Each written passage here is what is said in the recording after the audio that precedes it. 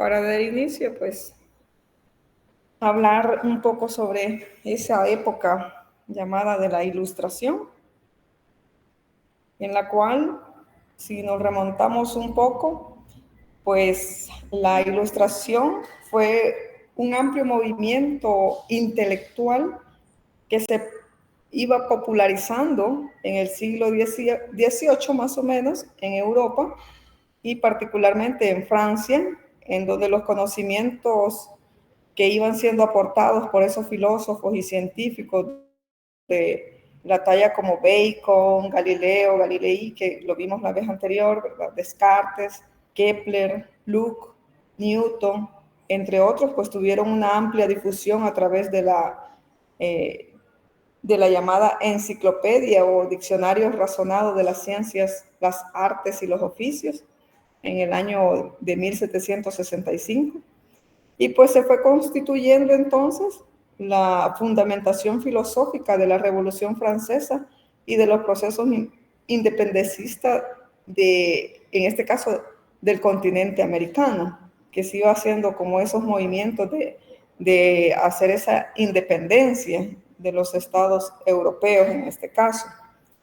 Entonces, debido a ese enorme auge e interés que se tenía por el arte, la literatura, el conocimiento, la ciencia y la técnica, pues fueron adquiriendo en toda Europa en ese siglo XVIII y que por lo tanto pues también a este tipo de movimiento intelectual también se le iba conociendo como el siglo de las luces.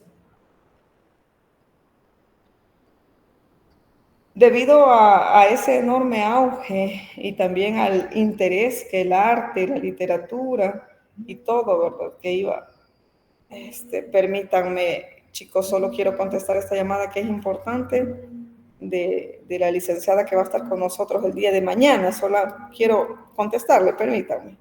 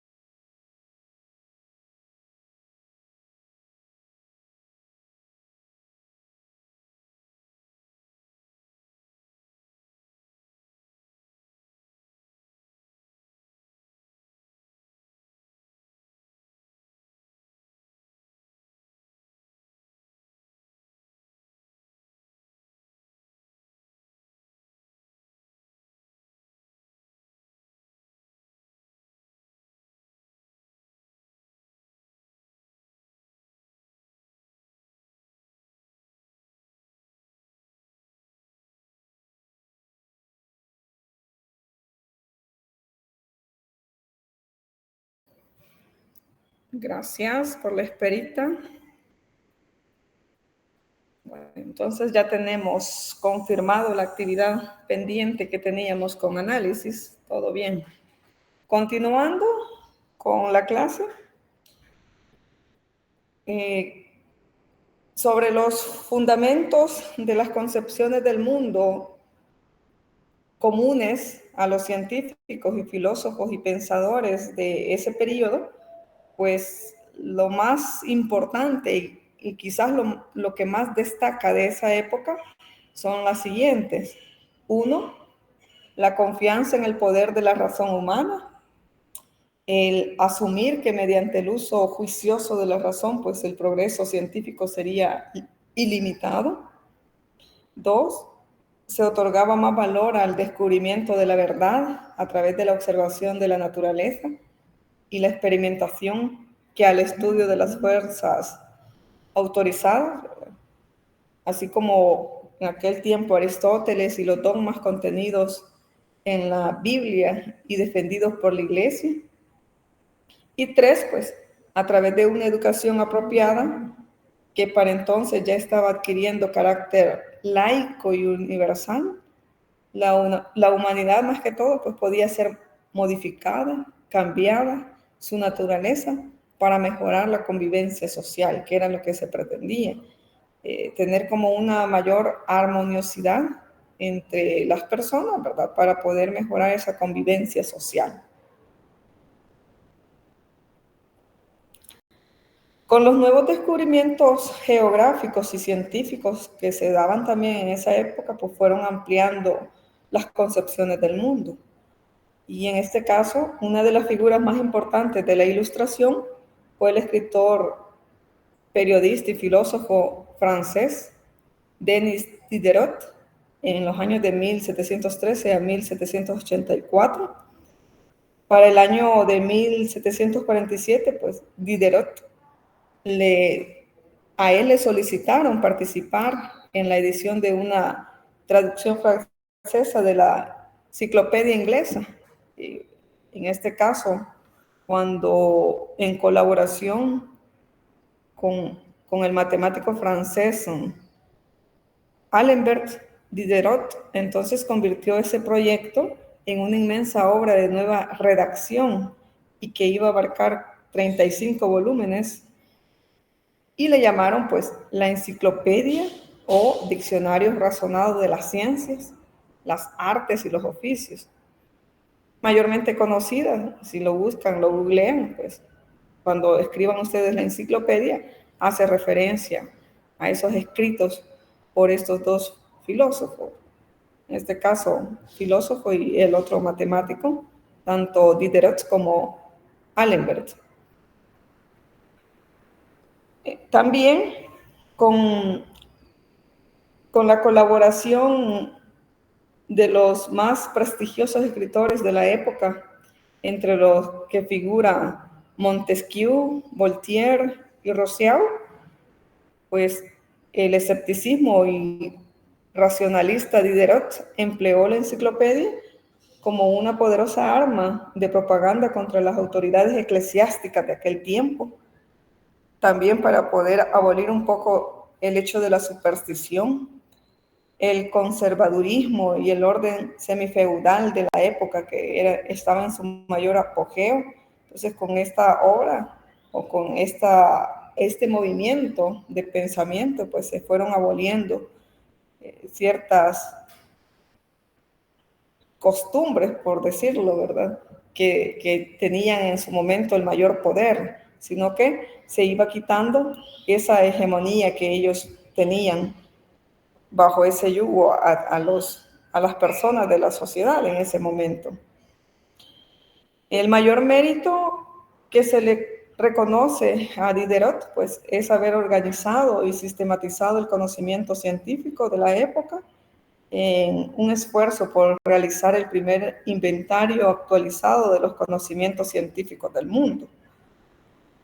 Y por lo tanto, la enciclopedia o diccionario razonado de las ciencias, las artes y los oficios, más conocida como la enciclopedia, permitió difusión masiva del conocimiento más actualizado en esa época. Es el mayor aporte que se ha dado por parte de Diderot.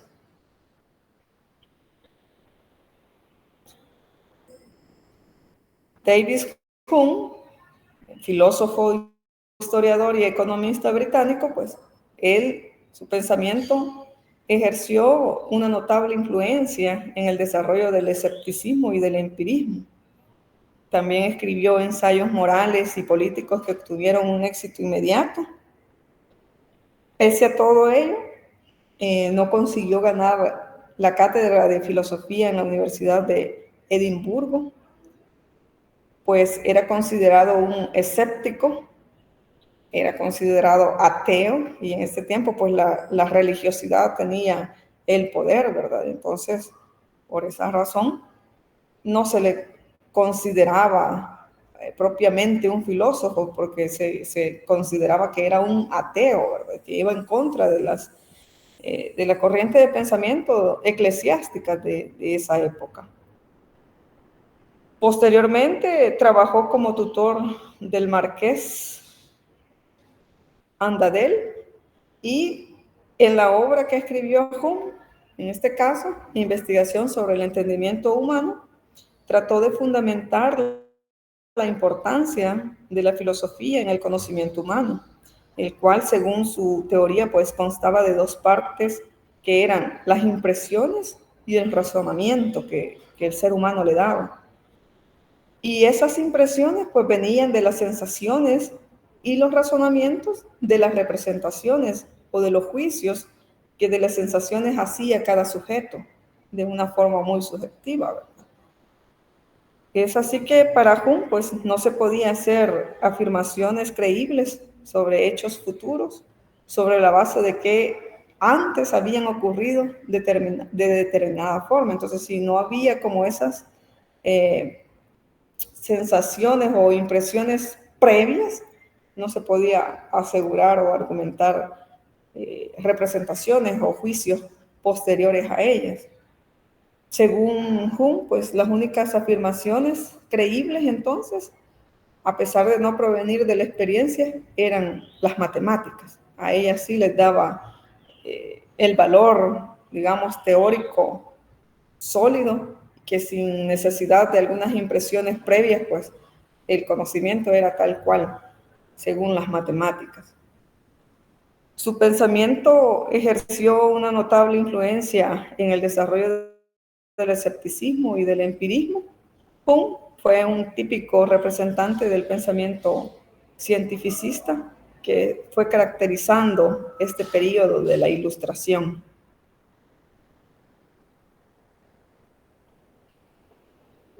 Otro representante es Immanuel Kant.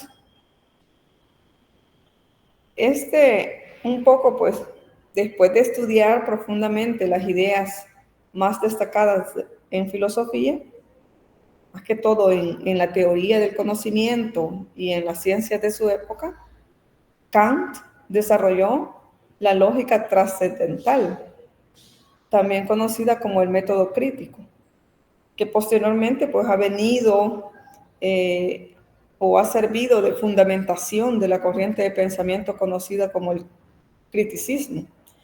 Y esas ideas, tanto epistemológicas, en este caso de Kant, fueron desarrolladas en 3 de los libros escritos por Immanuel Kant, que sería la crítica de la razón pura, la crítica de la razón práctica y la crítica del juicio. Las enseñanzas teológicas de Immanuel Kant, basadas más en el racionalismo que en la revelación divina que pudieran tener algún otro filósofo que le daba mucha representación a ese racionalismo o revelaciones que podían tener de forma divina, Immanuel Kant se basaba más que todo en ese racionalismo, ¿verdad? Y crearon problemas con el gobierno de Prusia en ese entonces, porque el rey Federico Guillermo II había prohibido impartir clases o escribir sobre temas religiosos. Por lo tanto, la ética de Kant entonces era una moral sin dogmas religiosos, basada exclusivamente en la justicia y la razón. Kant también construyó todo un sistema filosófico generador de las corrientes de pensamiento denominada idealismo alemán, de la que formaron parte, entre otros, Hegel, Fichte también, ¿verdad? Y desde ese punto de vista, pues, de Kant, acerca de los razonamientos como actividad intelectual necesaria para la construcción del conocimiento científico, que más que todo presupone operar con categorías. Categorías en calidad de premisas de conocimiento y que han sido reconocidas como premisas históricas de la lógica dialéctica de Hegel y que van a ser expresadas entonces en el principio dialéctico de la unidad y la lucha de contrarios. Más tarde también, en cuanto al contenido de algunas ideas desarrolladas por Kant y luego por Hegel y después por Feuerbach, estas han sido retomadas más que todo por Engels en su obra Dialéctica de la Naturaleza. También en cuanto al método crítico, según Kant, pues al involucrar e integrar los tres modos de conocer el proceso de aprehensión del conocimiento, ese va a ser el único que va a posibilitar la adquisición de ese conocimiento, que sea de forma verdadera. De acuerdo a la opinión entonces de la gran mayoría de todos estos epistemólogos actuales, para Kant ha sido el pensador que más ha influido en los paradigmas epistemológicos contemporáneos que hasta la fecha se conocen. Se le da mucho valor a las aportaciones que Immanuel Kant, pues en su momento realizó, ya sea a través de esos escritos, como la crítica de la razón pura, o de la razón práctica, o del juicio, y que lo toman como modelo, porque sí tuvo mucha influencia en todos los paradigmas que hoy en día también se están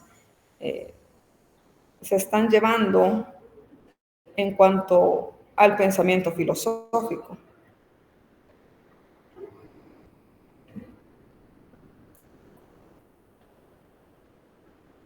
Friedrich Hegel, en este caso, es un filósofo alemán. Se le ha considerado el máximo representante del idealismo alemán y uno de los teóricos más influyentes en el pensamiento universal desde el siglo XIX.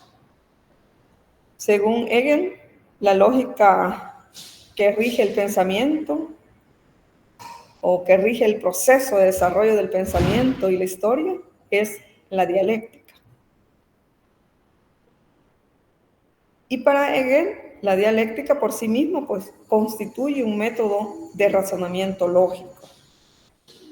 En este caso, el método dialéctico propuesto por Hegel se basa en la convicción que el conocimiento que resulta de la contradicción, ya sea entre argumentos opuestos, da como resultado un conocimiento con mayor contenido de verdad. De forma tradicional, si vemos esa dimensión del pensamiento hegeliano, ¿verdad?, se ha concebido en términos de las tesis, antítesis y de la síntesis que propone Kant. Quieras o no, ha sido en cierta forma tener como esa fundamentación de las propuestas que también hacía Immanuel Kant. Un poco acá, en cuanto el argumento más importante que aporta la filosofía al estudio de la historia, afirmaba Hegel, es la racionalidad. Porque el estudio de la historia del mundo es un proceso racional, y en este caso la dialéctica constituye el método de razonamiento lógico con el que debe de abordarse esa historia. Para Hegel, entonces, la historia es el registro de la evolución de la libertad humana, porque la historia humana es una progresión desde una libertad menor hacia un estado de libertad máxima, que era lo que en este caso Hegel proponía, ¿verdad? Llegar como a ese ideal de libertad máxima para, en este caso, para el ser humano, si lo vemos de forma individualizada, ¿verdad? Si lo vemos ya de una forma más generalizada sería para las sociedades.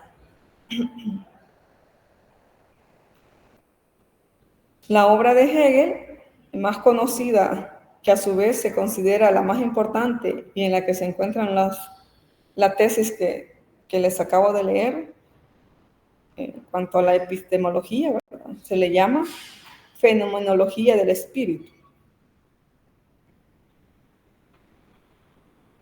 Mientras vivía, pues Hegel publicó también otra obra, la cual es Ciencia de la Lógica, Enciclopedia de las Ciencias Filosóficas y Filosofía del Cerebro. Perdón, del derecho, ya no veo acá. Filosofía del derecho. Y después de la muerte, pues los seguidores de esta corriente de pensamiento se iban dividiendo entre los hegelianos de derecha y los hegelianos de izquierda, desde un punto de vista teológico y político. Entonces los hegelianos de derecha ofrecieron una interpretación un poco más conservadora de las obras de Hegel y subrayaron la compatibilidad que había entre la filosofía de Hegel y el cristianismo, más que todo. Mientras que los hegelianos de izquierda evolucionaron hacia el ateísmo. Y en lo político, muchos de ellos pues adoptaron posturas muy revolucionarias. En ese grupo de izquierda figuraban Ludwig Feuerbach, Engels y Carlos Marx. Estaban en esa línea de pensamiento.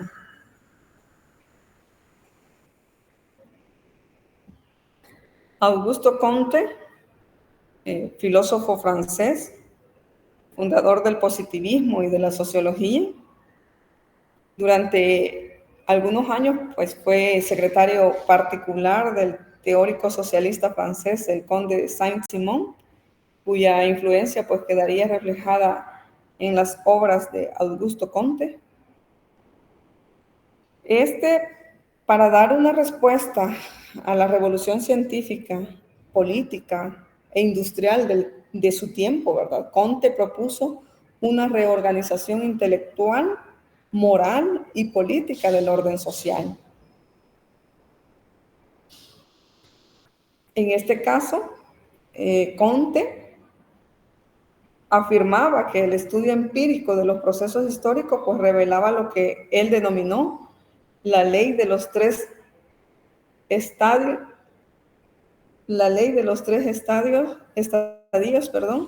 que rige el desarrollo de la humanidad, y analizó en este caso en su obra o en su libro Curso de Filosofía Positiva cómo es que se iban dando en su momento cada uno de esos estadios, ¿verdad?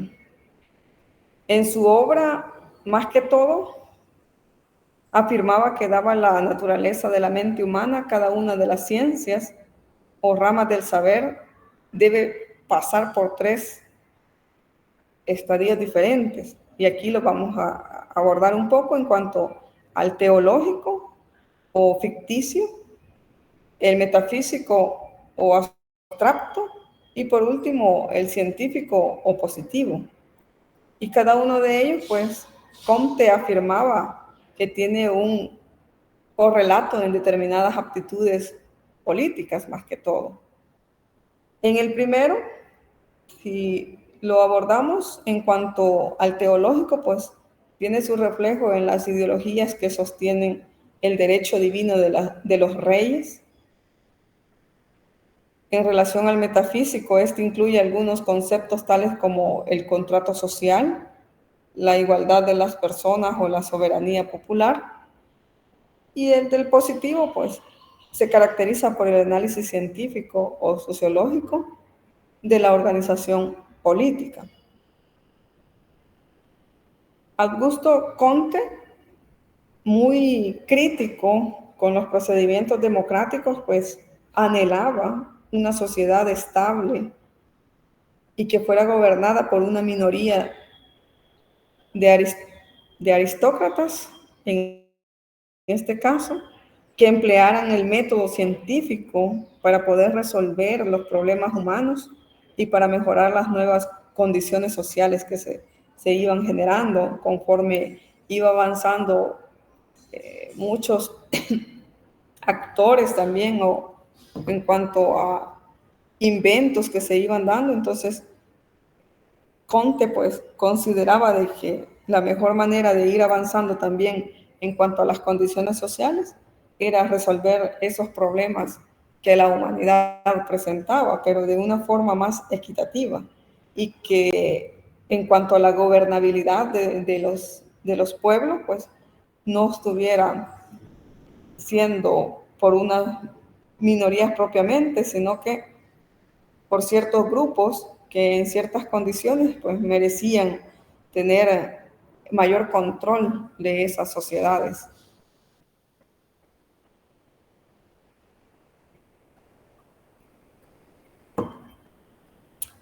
Aunque Comte rechazaba las creencias en un ser trascendental, pues también reconocía el valor de la religión, en tanto que creía que ésta iba a contribuir a la estabilidad social.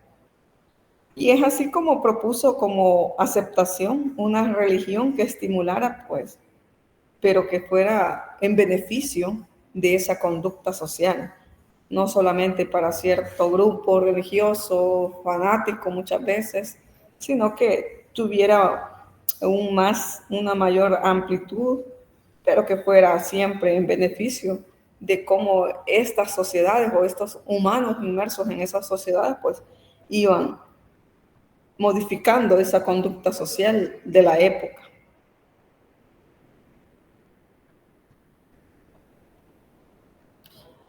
Ludwig Feuerbach fue un filósofo alemán, discípulo de Hegel, pero que más adelante rechazó el idealismo filosófico de Hegel y desarrolló una de las primeras filosofías materialistas de Alemania y del mundo. Según Feuerbach, los individuos y sus mentes pues son productos de su entorno. Es decir, que la concepción del mundo de una persona va a ser el resultado de la interacción de éste con el mundo externo. Cómo es que se va relacionando, ¿verdad? Y las percepciones sensoriales o las experiencias de cada individuo y el razonamiento propio que de estos hace cada sujeto, pues determina su forma de interpretar el mundo. Con esto queremos decir de que cada quien, dependiendo de esas percepciones, pues le da un mejor sentido, puedo decir, a la forma de cómo interpreta el mundo. En su obra, La esencia del cristianismo, plantea la tesis: no es Dios quien ha creado al hombre a su imagen y semejanza, sino el hombre quien ha creado a Dios, proyectado en él la imagen idealizada de sí mismo. Entonces acá, los dioses que actualmente eran como los señores en el mundo, pues fueron creados a semejanza de los hombres primitivos que participaron en la elaboración o en la interpretación de los libros considerados como sagrados en la religión, ¿verdad? Feuerbach entonces sostenía que las religiones no deben de ser censuradas, sino que deben de ser comprendidas. Proponía también hacer una concepción antropológica de toda la religión. Y la posición filosófica de Feuerbach, entonces, lo ubicó entre los hegelianos de izquierda, quienes criticaban la no contradicción entre el catolicismo y la filosofía. A partir de eso, entonces, la filosofía que proponía Feuerbach adquirió un estatus de ciencias distintas a la teología. En este caso, también Carlos Marx y Engels percibieron en él el énfasis del planteamiento filosófico de Feuerbach un intento de interpretar más que todo el materialismo de la realidad, por lo que más adelante estos filósofos lo reformulaban, ¿verdad? Como la teoría del materialismo dialéctico, o más que todo la dialéctica materialista, para diferenciar entre esa dialéctica idealista de Hegel y la nueva corriente filosófica que estaba tomando auge en ese momento.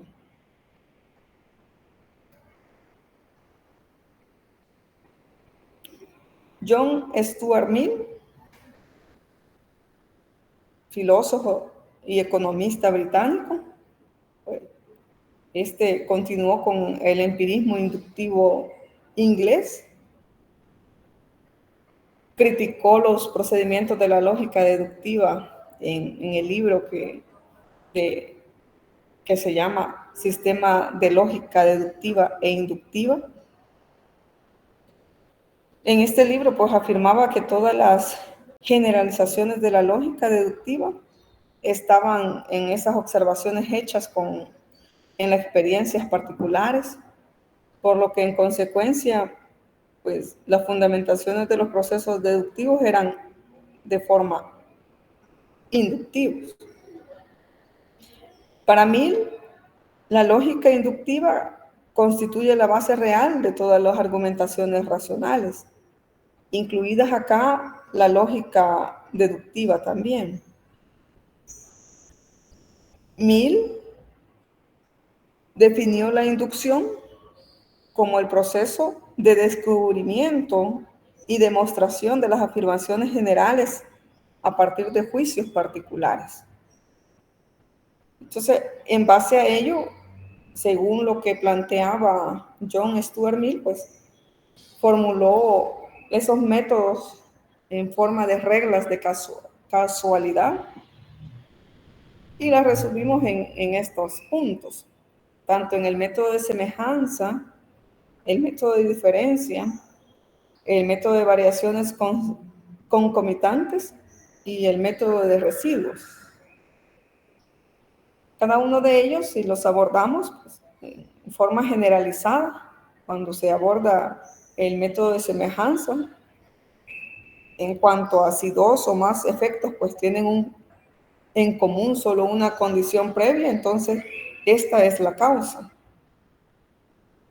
En el método de diferencia, si un caso en donde aparece un efecto y uno en donde no aparece, solo se diferencia en que hay una condición presente en el primero, pero que también está, en este caso, ausente en el segundo, entonces esta condición es la causa.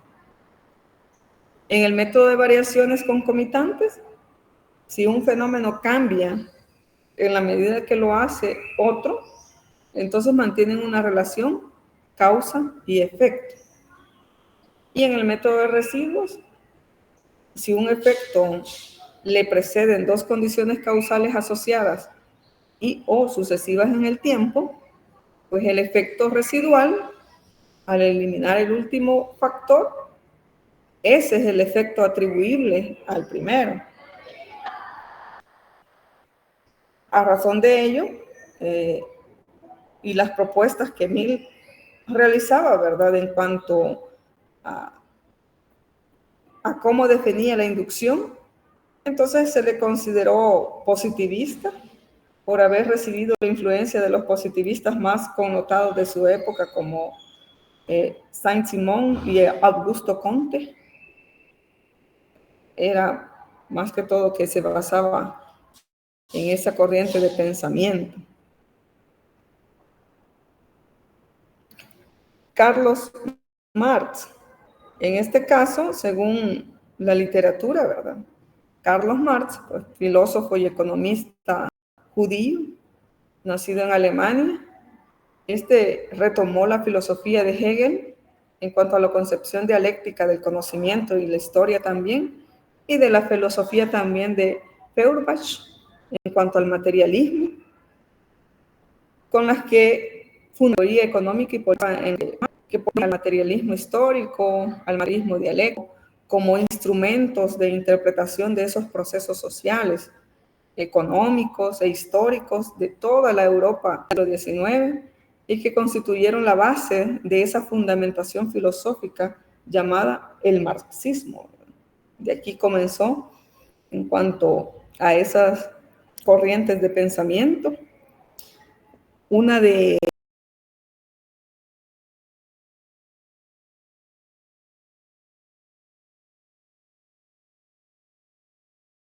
las características esenciales del pensamiento marxista pues, fue la convicción del autor en el poder del conocimiento y la capacidad de este conocimiento para transformar el mundo, donde se va a derivar el interés en el conocimiento científico a través del estudio de la realidad en el instrumento de interpretación adecuada de ese materialismo histórico que se venía proponiendo, ¿verdad?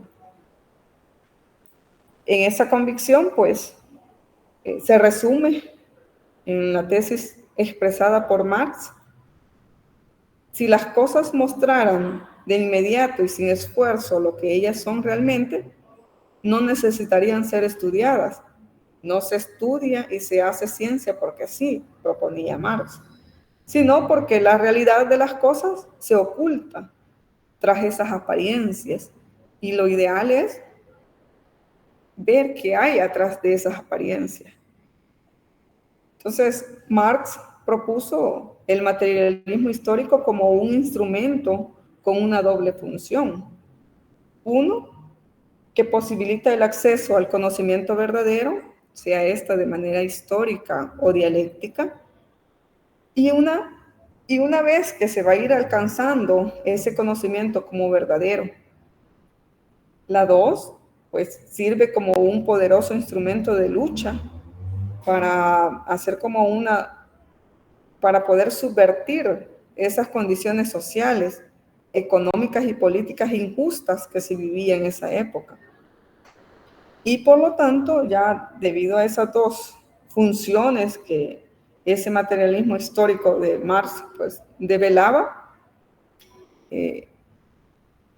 más que todo, si era considerado como el hecho de tener un instrumento poderoso para tener una lucha y crear una justicia para esas masas en el momento, ¿verdad? Entonces cabe recordar que las condiciones materiales de la vida de la clase trabajadora del siglo XIX eran muy precarias y por eso es que se tomaba esa corriente filosófica o esa corriente de pensamiento para poder hacer como una liberación y una equitatividad de los recursos con los que se contaba en su tiempo y poder hacer como un equilibrio en esas sociedades. Según la tesis de Marx, pues explicadas en su libro Crítica de la Economía Política, el sistema económico dominante en cada época histórica, pues, por medio de la cual se satisfacen las necesidades materiales de la vida de los individuos, determina la estructura social y la superestructura política e intelectual de cada uno de los periodos.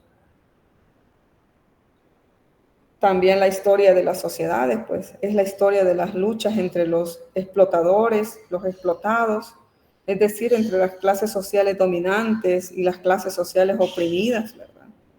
Entonces Marx escribió, además de esos libros filosóficos y económicos, también escribió uno de los libros más conocidos como El Capital, el cual ha influido por mucho tiempo en la historia y en muchos ámbitos de la ciencia.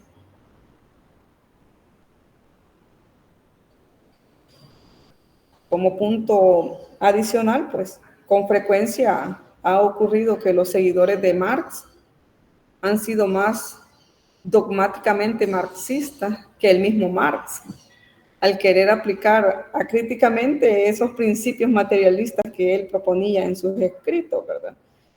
Principios materialistas, históricos, dialécticos que Marx proponía. En el caso, en no pocos casos, pues apoyarse en los planteamientos marxistas se ha convertido en el criterio de verdad para muchos dogmáticos del marxismo, acrítico en este caso, en diferentes ámbitos del conocimiento humano. Marx ha sido uno de los pensadores que más ha influido en la historia, en la filosofía, la economía, la sociología, de manera contemporánea. Y con relación a ello, pues, a las tendencias a utilizar dogmáticamente algunas tesis económicas de Marx, conviene recordar lo siguiente. Uno, que Marx escribía sus teorías económicas hace más de 170 años y que se vengan a aplicar hoy en día, pues tendría que ver, implicar, pues cómo pueden ser, en este caso, valga la redundancia, un poco aplicables al entorno actual en que vivimos, si fueron escritas hace 170 años. Dos, que en la ciencia, pues las verdades siempre son provisionales y lo son en tanto no sea posible demostrar su falsedad. Tres, la esencia del materialismo histórico como método de conocimiento reside en utilizar la historia y la dialéctica para interpretar la realidad. Y cuatro, ¿verdad? Desde la época en que Marx escribía sus tesis, ha habido una enorme cantidad de descubrimientos científicos, en este caso, que reside en más que todo en esos descubrimientos científicos e históricos que van a obligar a interpretar a Marx en el contexto histórico dialéctico actual, haciendo uso precisamente de esas tesis que eran de manera irrefutables, como la historia es dialéctica y los procesos sociales son procesos históricos. También ha habido, pues, después de Marx, muchos otros pensadores científicos y filósofos que se han ocupado tanto de la epistemología como de la filosofía de la ciencia, entre los que puedo mencionar a Ernest Cassirer, también a Imre Lakatos, a Habermas también, a Vygotsky, entre otros, que han tenido cierta influencia en cuanto a pensamientos filosóficos, también sobre los aportes de estos que han sido muy importantes en el ámbito específico de la ciencia, en que se han destacado, pero que debido a la semejanza o también a la escasa diferenciación de los planteamientos epistemológicos esenciales, pues con las corrientes de pensamiento filosófico han venido como a tener ciertos planteamientos que se les ha llamado neopositivistas, neoempiristas, neorracionalistas o neocantismo también, si hablamos de Kant, neocriticismo o neomarxismo. Pues recientemente se les ubica entre la metateoría epistemológica o también entre la razón por la que entre lo material no se abordarán ciertas temáticas, ¿verdad? En cuanto al pensamiento crítico, por considerar pues diferentes propuestas en relación a las principales corrientes de pensamiento epistemológico y cómo es que en la historia pues se ha venido teniendo diferentes corrientes filosóficas y la que mayor aplicabilidad se le dé en la época actual en la que estamos viviendo. Sería de hacer como ese racionalismo, cuál sería la más ideal, pero como en el caso, pues cada individuo va a tener esa libertad en cuanto a las corrientes de pensamiento en la cual se fundamenta la racionalización de cada individuo, pues ahí queda a criterio de cada sujeto.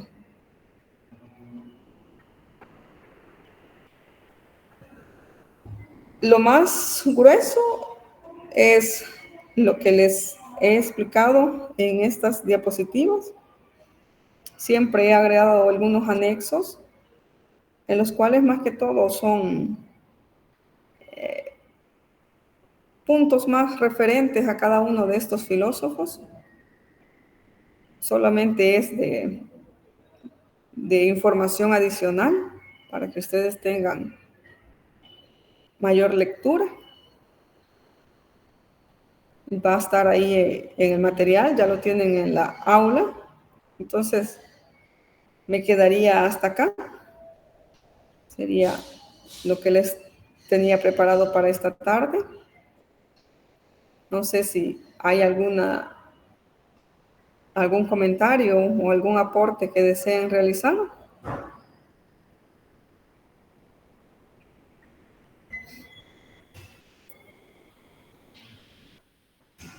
No, Lick, ninguno.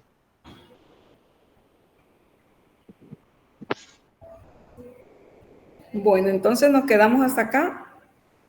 Y el día martes a las 2 de la tarde les voy a confirmar el local. Yo espero que sea en la 532, pero estaría pendiente del local siempre por la tarde para desarrollar el examen.